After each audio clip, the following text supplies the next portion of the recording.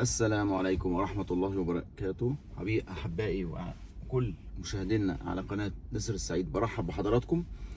سعيد طبعا أن أنا بلتقي بكم اليوم، ونبدأ حديثنا دايما وأبدا بالصلاة على الحبيب. اللهم صل وسلم وبارك على سيدنا محمد وعلى آله وأصحابه أجمعين. اللهم انصر إخواننا في فلسطين، اشف مرضاهم وارحم شهدائهم، وارحم أبي وجميع موتى المسلمين، واشف يا رب كابتن محمود الخطيب، أسطورة الأخلاق، أسطورة الأدب، الأسطورة في كل شيء. ربنا يشفيك كابتن محمود إن شاء الله. كل دعوات الأهلاوية ودعوات الناس كلها الشفاء للكابتن محمود الخطيب المحترم الخلوق، ابن الأصول، ابن الناس المحترمة. ربنا يشفيك ويطمنا عليك يا رب، وترجع لنا بألف مليون سلامة. طبعا رباعيات الأهلي من جديد. الأهلي بيفوز امبارح بسهولة وباستهتار 4-0 فقط لا غير على الاسماعيلي. كان ممكن النتيجة توصل اكتر من كده، كنا ممكن نعمل رقم قياسي اكبر من كده بكتير، ولكن تهاون وتخاذل وبعض الاستهتار من بعض اللعيبة ومن كولر قبليهم ادى الى الفوز بس 4-0. طبعا نتيجة جيدة، مباراة كويسة، الاهلي لاعب وقدم كورة، ولكن كنا متوقعين اكتر واحلى واكبر من كده. تشكيل غريب عجيب كالعادة، زي ما بدأ كولر الفترة الأخيرة بيعودنا دايما على التشكيل اللي بيبدأ بيه تشكيل غريب جدا. عايز أتكلم بس هنا كلمة عن كولر.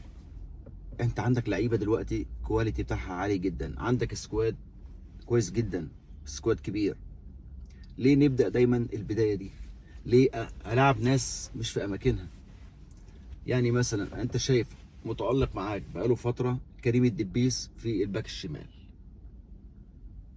ليه أحط كوكا باك شمال واسيب كريم الدبيس بره؟ عندك اشرف داري جاهز، ليه ما يلعبش قلب دفاع؟ ليه احط محمد هاني قلب دفاع؟ طب ما محمد هاني معروف في اليمين بيأدي احسن من قلب الدفاع. عندك مين تاني؟ عندك وسام، منزله 15 دقيقة، وسام جاهز وسليم، اديله في وقت اكتر من كده، على الاقل على الاقل نص ساعة، ياخد حساسية المباراة عشان يستعد للمباراة القادمة. مباراة ماتش مهم جدا، ماتش الزمالك، ماتش كل جماهير النادي الاهلي مستنياه، او مستنيين نشوف اداء ونشوف نتيجه كبيره. فليه انا يعني اجهز الناس؟ بن شرقي كنت اتمنى ان يلعب، وخصوصا من تاكيدات طبيب الاهلي من فتره قال لك بن شرقي سليم واللعيبه كلها جاهزه. طب ليه ما شاركش انا بن شرقي جزء من المباراه، اديله حساسيه الكوره عشان يبقى جاهز لمباراه القمه؟ علامات استفهام غريبه، يعني علامات استفهام غريبه. ولكن الحمد لله شفنا تألق كبير من معظم اللعيبه في الاهلي، خصوصا اللعيبه الجديده. يعني شفنا مثلا احمد رضا، لعيب جيد جدا، كواليتي بتاعه حلو، بيلعب مركز 6، وكمان بيزيد وبيبقى مركز 8. لعيب مبشر، خامه مبشره. ان شاء الله ان شاء الله مع المباريات هنشوف لاعب كبير. وربنا كرمه امبارح وسجل هدف في اول مباراه ليه مع النادي الاهلي. محمد عبد الله، بسم الله ما شاء الله، طالبنا كتير قبل كده، قلنا محمد عبد الله اديله فرصه، انت ما عندكش ايامها، ما كناش لاقيين باك وينج يمين عفوا، وكنا بنعاني من ايام بيرسيتا ومن بعد كده، ومفيش طاهر اتصاب، مفيش حد عندك بيلعب وينج يمين، قعدنا نطلع جهز محمد عبد الله، اديله وقت، اديله. او محمد عبد الله شفت النهارده لما خد وقته ما شاء الله، بسم الله ما شاء الله، حاطط بصمته على كل جون وكل كوره في الملعب. لعيب حريف، لعيب اشول، لعيب مهارات، سريع، بيتحرك، بيعمل اسيستات، ما شاء الله عليه. اتمنى له التوفيق ان شاء الله، وياخد وقت اطول مع النادي الاهلي. امام عاشور طبعا سفاح او سطور، امام السطور، ما شاء الله عليه، ربنا يحفظه من شر الاصابات هو وكل اللعيبه. امام عاشور كل مباراه يا اما بيسجل يا اما بيصنع. امبارح سجل هدف وصنع هدف. شفنا امام لما بتديله الفرصه والحريه الكامله بنشوف امام مختلف تماما عن ما بيلعب وينج او بتلعبه في نص الملعب تحت راس الحربه. اديله الحريه، ولما بتديله الحريه بيتالق. الشحات برضو قدم مباراه مش بطاله، قدم مباراه كويسه وجيده جدا، ولكن الشحات لازم يركز. ضربات الجزاء اللي بتضيع دي بمنتهى الاستهتار. انا ليه العب الكره عاليه؟ يعني مش عارف ليه لعيبه النادي الاهلي مصممه ان كل كوره في ضربه جزاء، واتكررت كتير ان انا العبها عاليه. ما تلعب المضمونه. شفت مروان عطيه بيسجل ضربه الجزاء ازاي؟ بيلعب على المضمون. ونبارك له طبعا، لان ده اول هدف لمروان عطيه مع النادي الاهلي. طبعا هو مش هداف، ولكن مروان عطيه مسمار في نص الملعب. مروان عطيه من الناس المهمه جدا جدا جدا في مصر في نص الملعب، سواء كان مع المنتخب او مع النادي الاهلي.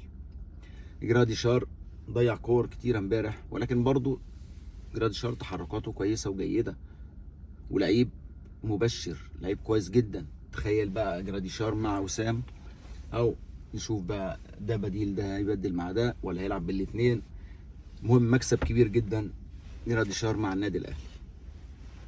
اختلافنا بقى مع كولر ان انت يا عم كولر لازم تركز في التشكيل.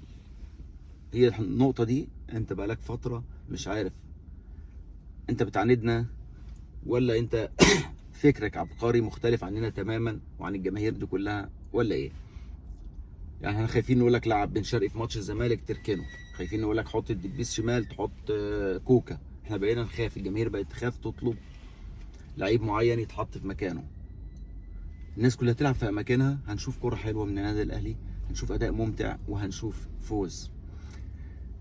الحمد لله الحمد لله. مفيش انذارات امبارح. مروان عطيه ما خدش انذار ولا كان هيتوقف مباراه الزمالك. مفيش لعيب موقوف في مباراه الزمالك. كل اللعيبه جاهزه ليوم 22 يوم السبت القادم ان شاء الله. هتكون مباراه كبيره، مباراه قويه، مباراه ممتعه من ناحيه النادي الاهلي. مستنيين من النادي الاهلي ولاعيبه النادي الاهلي ومن كولر يدونا مباراه على قد الحدث وعلى قد ثقه جماهير النادي الاهلي في الفريق.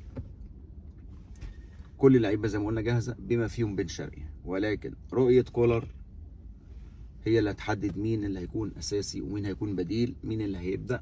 واتمنى البدايه الصحيحه يا عم كولر، ومش قانون انك تغير في الدقيقه 77 ولا 76. يعني كان نفسنا نشوف وسام بدري شويه يقدر ياخد حساسيه المباراه زي ما قلنا. اللعيبه التانيه اللي جاهزه، اشرف داري كان ياخد حتى على الاقل شوط، على الاقل شوط تجهزه. اشرف داري لعيب كبير، عايزين نشوف مستوى اشرف داري مع منتخب المغرب. عموما الف مبروك لكل الاهلاويه، وبالتوفيق للنادي الاهلي ان شاء الله. قادم المباريات، وخصوصا المباراه القادمه يوم السبت، هتكون مباراه فاصله ومباراه مهمه جدا لكل جماهير وكل لاعبي النادي الاهلي.